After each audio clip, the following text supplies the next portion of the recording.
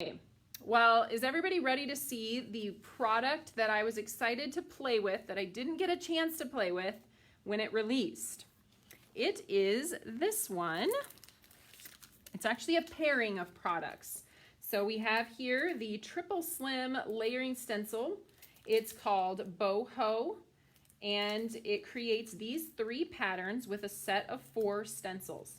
I'm going to show you an interesting color combination and actually how you can vary the 3 panels by changing just one of the colors on each of the panels. I think it's really fun. And then this was probably my favorite part of that release, and I didn't even get to use it. This is the Mini Slim Half Dots cutting plate, and it is designed to coordinate with one of the stencil pattern layers, this one right here. So we're gonna blend that, and then we're gonna end up popping this up over the top for added dimension. I think it looks super cool. And if we get time, we've got about 45 minutes before I have to be done because the studio's opening. But if we get time, I'm gonna go through another idea for using this. Aside from using it with the stencil, I'm gonna show you some paper piecing tips and tricks so you can get different colors in each of those half dots. So I think it's gonna be super fun. Should we get started? Let's do it. I've got my set of stencils here that is used. For those of you that have used our stencils before, you know they're etched in the bottom corner with the item number, and then with the ones that come with more than one layer, it has -1, -2, -3, and in this case there's a 4th layer as well. So that's how you can know that you've used each of the layers. They also have the alignment squares, so if I put them all together like this, you can see the alignment squares are going to help you align them.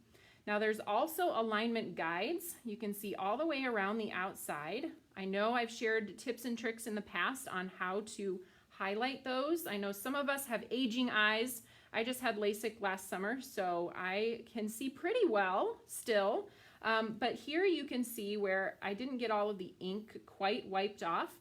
Now, if you want to highlight that line, you can simply take a Sharpie marker, maybe just up in the corners, and you can kind of color over the top of that etched alignment guide and then wipe it away with a baby wipe or something else, maybe your microfiber cloth. You just wipe away the excess and the Sharpie marker stays within that etched line.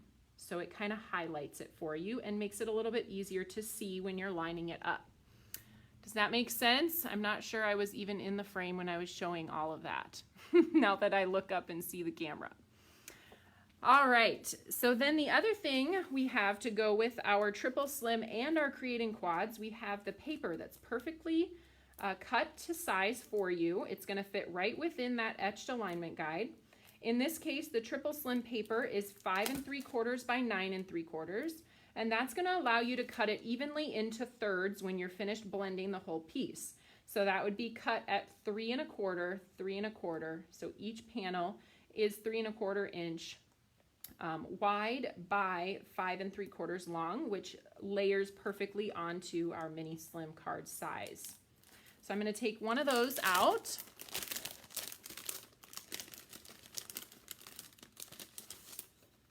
We do offer these papers in toffee or sugar cube. My choice is probably always going to be sugar cube. I've done a few in toffee.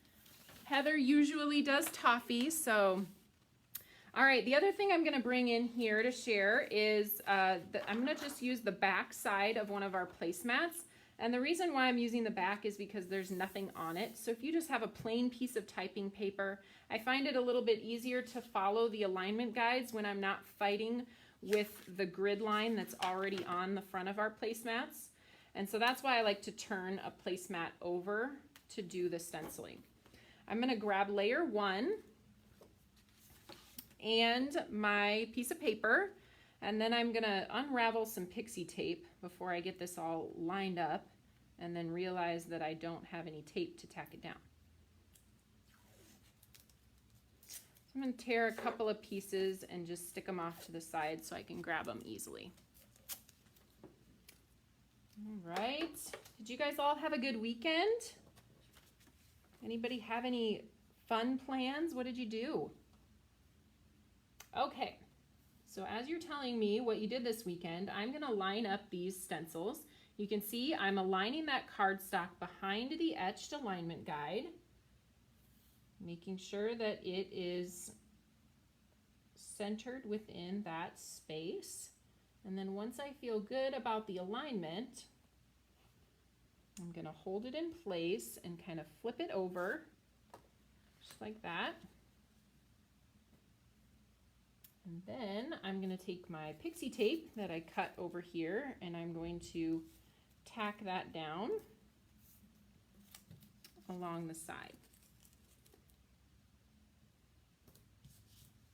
And I don't want to cover any of the alignment squares, so this piece got a little bit long and I just ripped off a little bit of that. Okay, so now my piece of paper is in the right spot. Here is a little tip. We are going to tape the paper down to our placemat and mark those alignment guides so that each time you replace a new stencil, your paper stays in the same spot, and then you can just put the next stencil lining up those alignment guides. So I'm going to take my tape runner. I'm just going to run a couple of fairly large strips because I don't want it to come apart. I'm going to run those across my placemat, tack that down into place. Ooh, Lynn, you guys are camping at Adventureland. That sounds fun. Charlie, that sounds like the life of a couple with a young child. Celebrated Scott's birthday 3 months late. That sounds about right. Okay, so usually I just draw inside these alignment squares and kind of color them in. So now I know that is in the same place every single time. So when I replace the next layer, I'm going to peel just this off, and then I'm going to place the next stencil layer down. My pixie tape is actually adhesive side up, so that's going to hold in place as I put the next stencil down. However, if you did want another piece of tape over on the side, I'll put one down just for good measure, and then I'll show you how I use that as a hinge with the rest of the stencil layers. So that just gives it a little bit of extra stability. Now this particular stencil design is not super intricate, and so I usually choose not to use pixie spray. Then I don't have to worry about any of the excess residue. I find if the stencil is pretty intricate, then I will use the pixie spray. If it's not, then I don't. So that's my personal preference. Okay, let's get started then. We're gonna do our first layer. Tropical Punch is the color we're going to use, and this is a new color for us that was released in May. It's a fun one. I actually haven't had a chance to try it a lot. There's really no rhyme or reason why I just started in the middle of my panel. I don't know. I could have started at the top or the bottom, but if you've seen me do any kind of stenciling or blender brushing before, you know that I like to swipe off on my placemat with my blender brush so I get some ink on my bristles. I brush off the really intense bits, and then I come to my stencil and do both a clockwise and counterclockwise motion with my blender brush, going in both directions to catch both edges of the stencil with my swiping in each direction. Now when I'm getting ink on my blender brush, with this particular color, because this pad is pretty new for me, we just got these colors in May, like I said, and so I don't have to do a ton of applying of ink. I try to use up all of the ink that I have on my brush before going back and getting more ink. And that's going to keep the bristles of my brush really nice and clean without excess ink sitting in them. There's really a lot more ink in your brush than you think.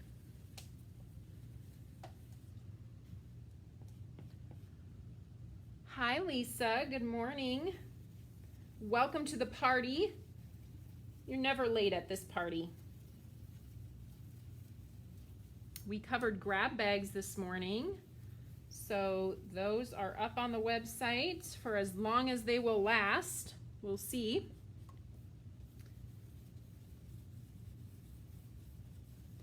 And I am playing with one of my favorites, the Triple Slim Boho Stencil. Boho is one of those things that's really, I guess, popular. You see it everywhere in the stores, this kind of, eccentric looking rainbows, things like this, a lot of these abstract looking pieces, which we'll talk about in a little bit when I add some of these stamps to the little half circle pieces. Okay, I want to show this step, so I'm going to peel off my stencil from that hinge that I created over here. That leaves the pixie tape with the adhesive side up on each side, and my paper is stuck down to the placemat, so it's not going to move.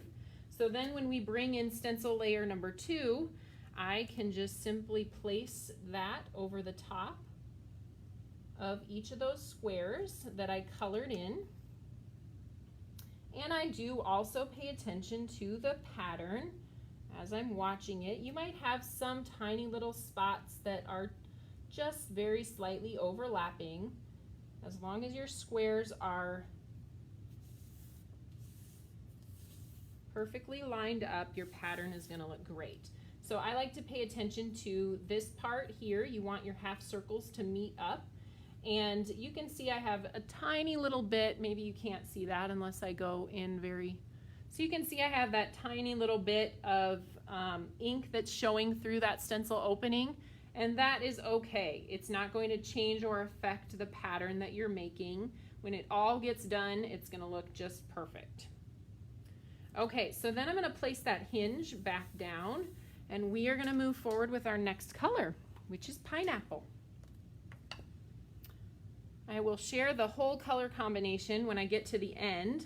As I mentioned in the beginning, I'm going to show you how to use or how to vary the pattern by changing just one color on your stencil. So we're going to use 3 colors, 3 of the same colors, and then I'm going to use 3 different colors on the last stencil to show you 3 different combos, how it really changes the whole look of your stencil by just changing one color.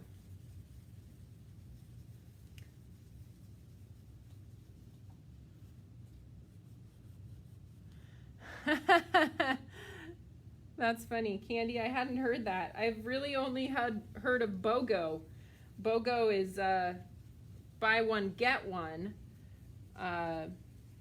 And usually they say BOGO, and BOGO half off is buy one, get one free, and buy one, get one half off. But Candy is saying her definition of Boho is buy one half off.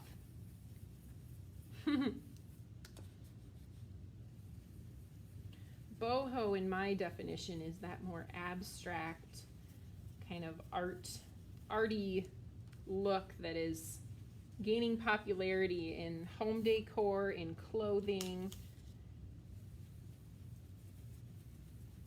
and now in card making, bringing it to the card making.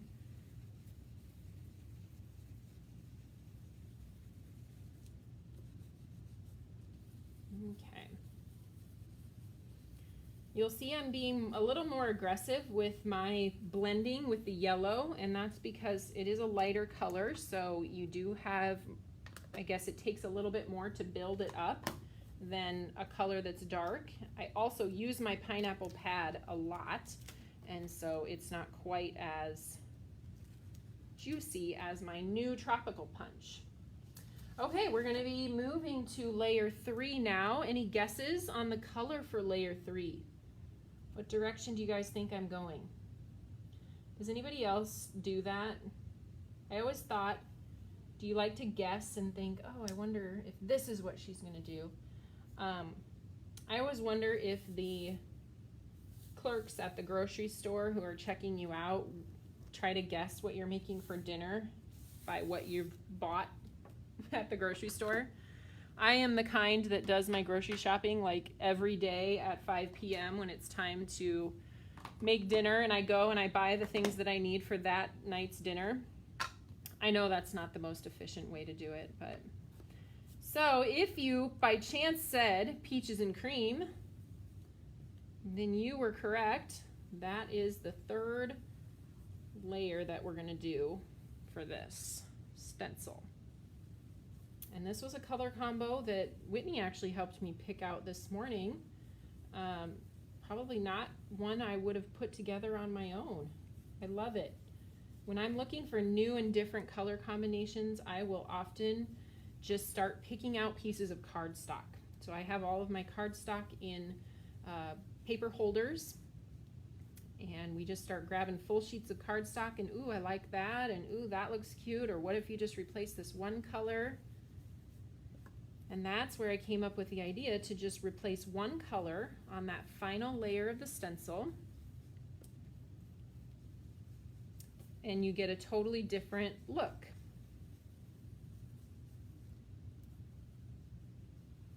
Jamie, good try on your guess, jelly donut.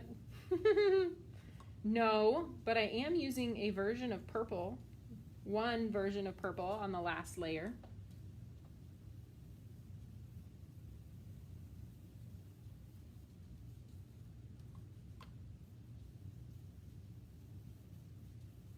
Okay, we're almost there to the fun part. The last layer is always the most fun because you get to see how the whole pattern has come together.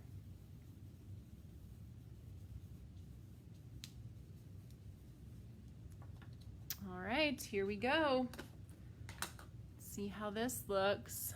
I'm going back to see if anybody guessed it. Nobody guessed it, at least not on the screen. Maybe you guessed it in your head. Janice, you got your grab bags ordered. Awesome. That's looking kind of pretty and a little bit boho. All right, so we're going to take that last layer off, and we are going to put on layer number 4. Now this is the one where you should really be able to see it line up with the pattern that you already have on your stencil. Paying attention to those dots, those half dots at the top where you want them to meet up in the middle. And of course your alignment guides are going to be your best friend as you get this down in place on the last one. Now thankfully you also, if you've blended all of the layers before this, you should have this line kind of all the way around the outside of your paper as well that's helping you get that next layer in place. I know a lot of people too like to use a blending mat and they put the stencil down into the corner and then they blend across. The reason why I do it this way, it's personal preference, but the stencils were designed to make it easy for you to cut the panels into 3 equal pieces right away when you're finished. Now, if you're blending on a piece of cardstock that is the same size as your stencil, then you're gonna have to cut a little bit off all the way around the edges. The way that I'm doing it with the smaller size piece of paper allows you to just make 2 cuts. 2 cuts, one at 3 1/4 and then 3 1/4 again, and then you have those 3 equal pieces. So it's just a little bit less time consuming. It kind of depends on where you want to save your time, because it takes a little bit to get that initial layer of the stencil lined up, but then everything from there just falls into place. All right, now you've seen 3 of the colors. Let's bring them in the screen here and talk about, I'm going to start at the top. Any guesses what I'm going to do for that top layer? What's my 4th color going to be? Macaron, not today. I did try that one, but there is a purple. It's a pinky purple, and it's the one we're going to use first here, and that is passion fruit. So right up here in the top, and Whitney so kindly came in to remind me that I forgot that she brought me an ink stand. So I'm gonna stick my ink pad in there because then I don't have to hold my ink pad while I'm grabbing my ink off of it. We do carry the ink stands at the Tailored Expressions store, but they are currently out of stock. We're waiting for a restock on those, and I'm excited to get them back in because I love using mine. Love it, love it. They come with, they come in a mini ink cube size as well.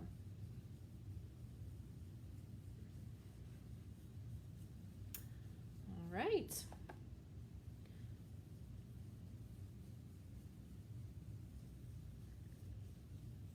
Well, there is a perfect example. I forgot, if you saw, I forgot to swipe off on that one, and so I got a little bit dark a little bit darker on those than I intended to, but maybe I'll come back over here and darken these up a little bit so they all match.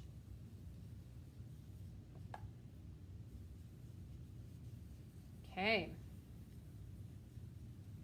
Now I'm not going to reveal until the end, and then you guys can tell me which of the 3 color combos are your favorite. But that top one is the passion fruit. And now we're going to move this. This is just a little piece of that in case you didn't see me rip it off.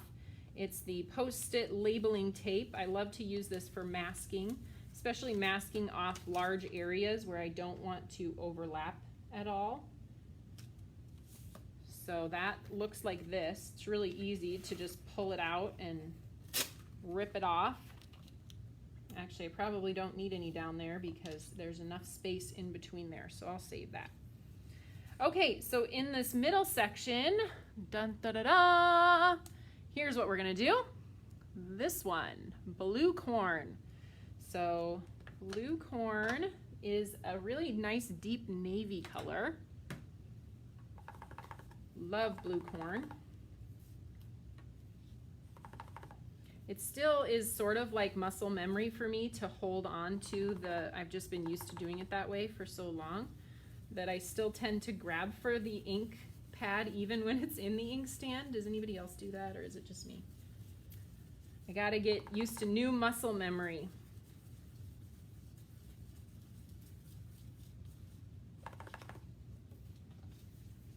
Now this last color that I'm going to use on the bottom one is probably the most unexpected one. It is not a color that I use very often, but I think it turns out really pretty. It gives it kind of a brighter, summery look. Any guesses? So that was blue corn. Nancy, you love your ink stands too. They're awesome.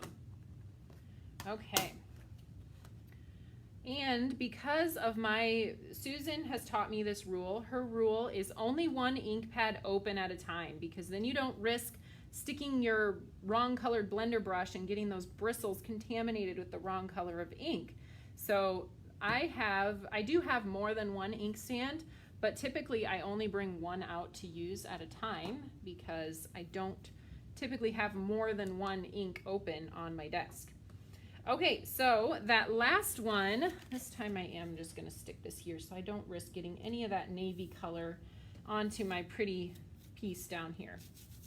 Okay, so that last color is, oddly enough, it's raspberry sorbet. I think it's an interesting choice, a fun choice. We'll see what you guys think if you have a favorite at the end. And I'll tell you my favorite too, because I do have a favorite of the 3. And it wasn't the one that I thought was going to be my favorite either.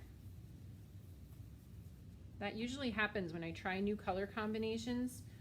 I fall back on my usuals, but then end up really liking something that I wasn't sure I would like.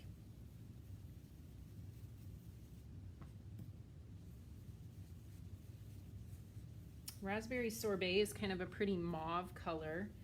I do think my blender brush is a little bit on the red side as far as the ink that I've used in the past, and so we might be getting a little less of the true mauve color and a little more of a reddish mauve, but either way, it's still pretty.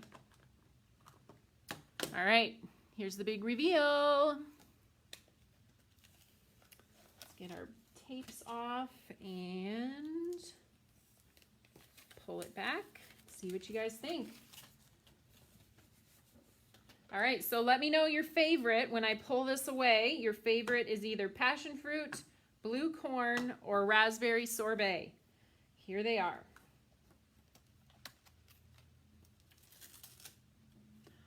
Ta-da! Or should I say, ba-bam? That's what Noriko would say. Okay, let's pull it up a little bit closer so you can see what this looks like a little closer to the camera. So here's number 1. That's these 3 over on the right with the passion fruit. Then we have in the middle these 3 with blue corn, and on the bottom a little bit more bright, we have these three with the raspberry sorbet. I'm going to peel the tape off the back and then we're going to cut these out, or cut these apart, I should say. And I'm going to get rid of that placemat that we've been blending on. Let's see what you guys like. Ooh, it's pretty. It seems very split, actually. I see a lot of them that blue corn, lots of blue corns, raspberry, passion fruit, blue corn, raspberry, passion fruit. Okay, cool. I actually really like the passion fruit one. That was the one I wasn't sure I would like because you guys know I don't always love purple, but I think that's one that I will pull out again. I love the blue corn. Actually, I really like all of them. Obviously, I wouldn't have shown you if I didn't like them. So I think all of them are really pretty. This probably isn't my normal, just it's a little brighter than my huge, but really I think all of them are super pretty. Okay, so let's get to it. We're going to cut these apart. I've got my paper trimmer here, and as I mentioned earlier in the live, we are going to cut at 3 1/4. So these are made, they're designed to cut equally. So it is 9 3/4 long, so we're going to cut each one at 3 1/4. Now the thing I love about this particular trimmer is you can see that line. If I get in really close here, I'll move this just a little bit. You can see I'm on 3 1/4, and you can see that line traveling down my trimmer, and that's going to show me exactly where this is going to cut. So if I want to adjust it just a smidgy, I can do that very easily, and then move it again to 3 1/4. Now one thing you'll notice is I always push my blade up from the bottom. I don't drag it down. That's so that my paper always pushes up into this lip, so that if you're dragging your paper down, you could drag your paper with the blade and then risk getting it kind of shimmied or crooked. So if we want to go ahead, again, there is meant to be just that tiny bit of white space along each edge. So I might fudge this just a smidge because I can see exactly where it's going to cut. And then I'm going to push my blade up as I push my paper into the top of the cutting board. So we've got these 3 panels then. Now I had somebody on the fan page recently who said she was a little stumped by what to do with the white space on the card design. And that, I kind of explained to her, is placed specifically to be an eye-pleasing landing spot for a sentiment. So if you think about that, like what you might want to do, you could position your pattern across the top. You could position it on the side and put your sentiment here. You could position it like this and kind of do a circular sentiment that overlaps both areas. Or you could do a long sentiment that fits right below the patterning. I typically offset my sentiments just a touch. So I won't put it right in the middle of my paper. I'll put it a touch to the right, usually, is how I do those. And then same here, you can put your sentiment on a circle in the middle, or stamp it or die cut the sentiment if it has coordinating dies and place it there. So I am going to be focusing on this though, because I wanted to use this guy, which was one of my favorites. This is the Mini Slim Half Dots cutting plate. And when Erin was putting this stencil idea together and we were peeking at it on her screen, she had a piece like this designed that could go over the top of the stencil. And then she put a drop shadow behind it because that's how we do it on screen if we want to see how something looks with dimension. And I just fell in love with that look. So we came out with this cutting plate specifically so that I could pop it up over the top and add some dimension to that card panel. I wanted to show you then, we do have lots of adhesives at TE, and a lot of times adhesives are personal preference, and I use some more than others. This is actually one that I don't use a ton, but we keep it around because there are specific times when I really want it, and this was one of those times. This is the 3D foam squares from Scrapbook Adhesives. Actually, I think, yep, it's perforated there, so I can just nicely tear that off. I don't even need my scissors. These come in thin and regular. I'm using the regular, which is, I think, like a 1/16 inch pop-up. And I'm just gonna add squares in between all of the circles. It's a little bit time consuming, but it's better than cutting pieces of adhesive, and these fit perfectly. I'm not sure how far we're going to get down the road here. I really want to show you that other paper piecing part, so I might finish this and then not quite finish the whole card. I can show you how I finished it because I did finish the project earlier. We want to get them towards the outside there. The other thing I do love about these foam dots is the paper backing on them is super easy to get off. They're not so sticky that they stick to my dip nails. Those of you who have dip nails know that everything likes to stick to them. And then good luck getting it off.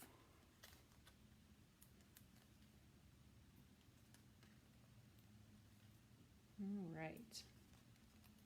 We use these a lot at events too, because then we can cut them apart and put them into each card packet when we do our in-person make and take events. So everybody has their own foam tape and we don't have to have rolls and scissors and all that stuff out on the tables. Okay. Almost there. Last one. This one got a little bit low, so we'll peel him off and put him back on. Okay, so I'm going to quickly pick off the backing paper, and you can see how fast this process goes. Usually I pick off 5 and then I toss away the backings and pick off the next 5. And then we'll get to pop it up over the top of that panel. So what else do you guys have planned for your day? Anybody in their stamp room today? Maybe in your garden if the weather's as beautiful for you as it is here. I'm sure if John was at home today, he would be doing yard work. I'm not sure that's something I wouldn't call I don't think I have a black thumb, but I'm not a super green thumb either. Sometimes I forget to water myself, let alone plants. I don't know.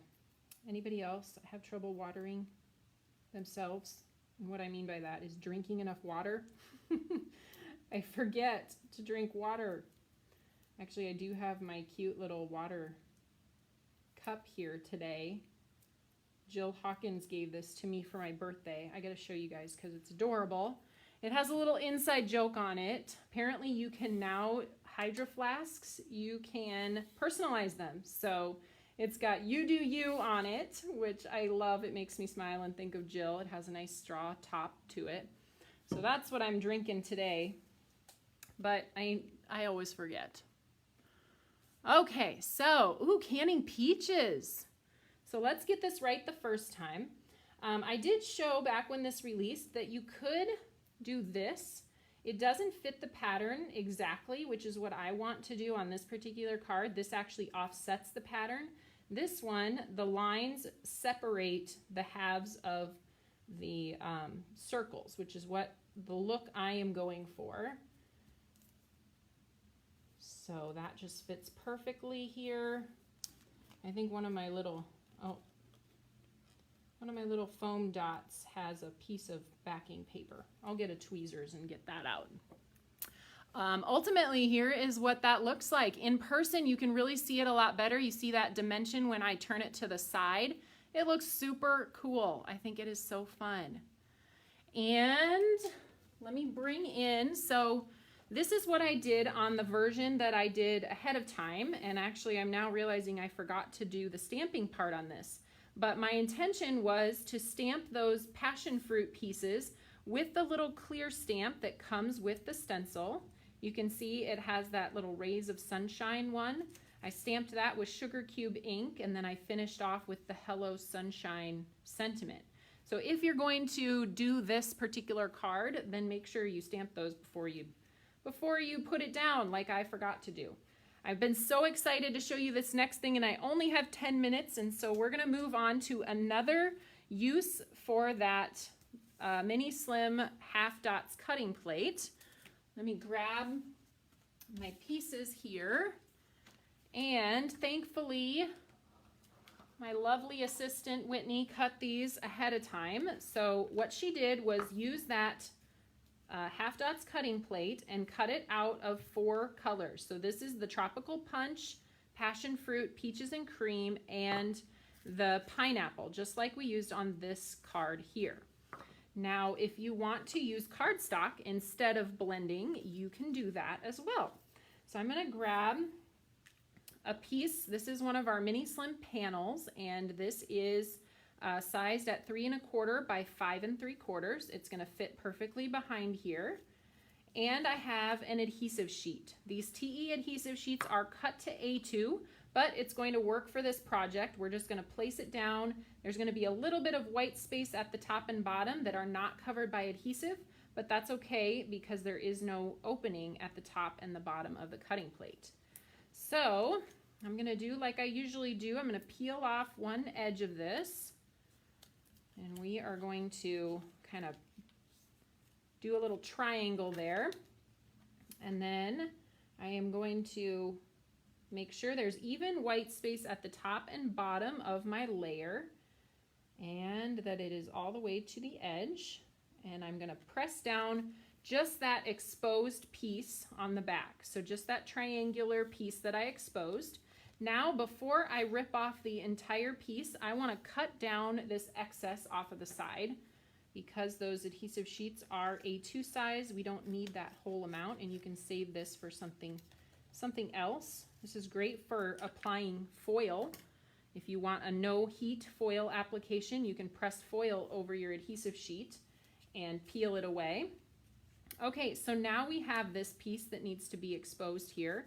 I'm just going to pull on this triangle as I press the adhesive sheet into place, just like that. So now we have our adhesive sheet with, let's see, I've got a question here that I'm trying to read. Oh, okay, a couple questions. Caroline said, where do you get the separating bowls? This, I have no idea what this is used for. Maybe snacks on each side, but I found these at the Dollar Tree. It's been quite a while since I bought them there, so I'm not sure if they still have them, but that is where I got them. And they're teal. We use them a lot in the studio when we're doing different dies, and we put one die on one side and one on the other. But they are super useful. That's where I got those from. Okay, so I'm going to go ahead and peel this off, and we're going to place this cutting plate over the top, just like this, making sure that there is exposed sticky inside each of these openings. And that is the way to do paper piecing, my friends. No more sticky glue trying to put little dots of glue inside each half. Just grab yourself a sticky sheet. The sticky is there for you, and all you have to do is place.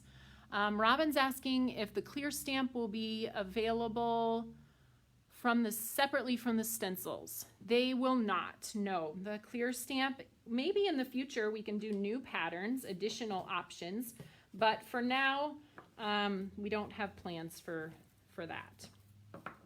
So if you already blended this, a great way to make sure you get even distribution when you're paper piecing is to use this as a guide. So I'm actually going to use my Embelly Jelly tool here just to start. Oops, I'm on the wrong end. Let's turn this. And we're going to start placing those inside the openings.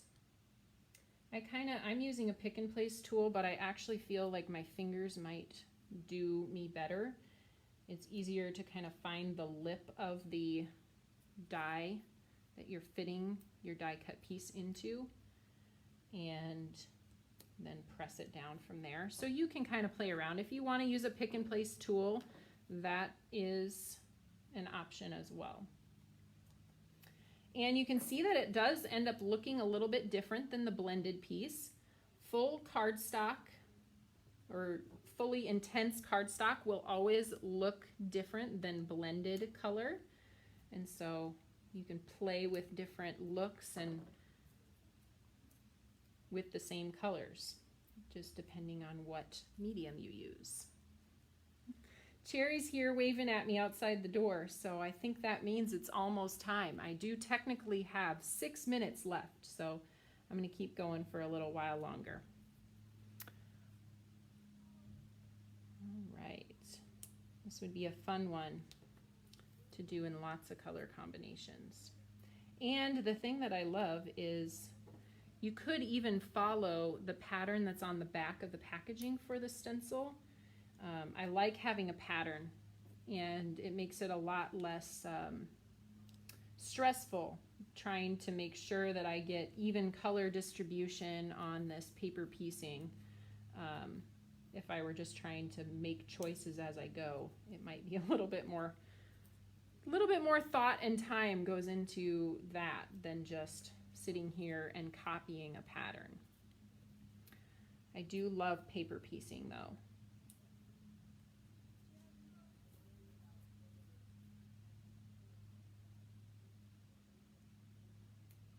Yes, good tip. Jamie says go to the store and look at the samples if you don't have a blended card on hand to copy. I wonder too if it might be easier to just do all one color, like fill all of the, like if I were to do all of the passion fruit and then come back and do all of the next color. I don't know. Of course, there's many ways to do things, and you can play with the best way that works for you. And occasionally I try to make things harder than they need to be, but in this case I think this is a pretty simple way to accomplish this look that we're going for. Like I said, I'm not going to get all the way through, so I better pull this up into the camera and show you guys what that's starting to look like. All of those open spaces have exposed adhesive on them, so it's super easy to just pick your pieces up and place them inside. No messy glue. And here's the one that we did with the added dimension here on the side by popping up that cutting plate. So a couple different looks, multiple different color combos. I can't wait, as always, to see what you guys do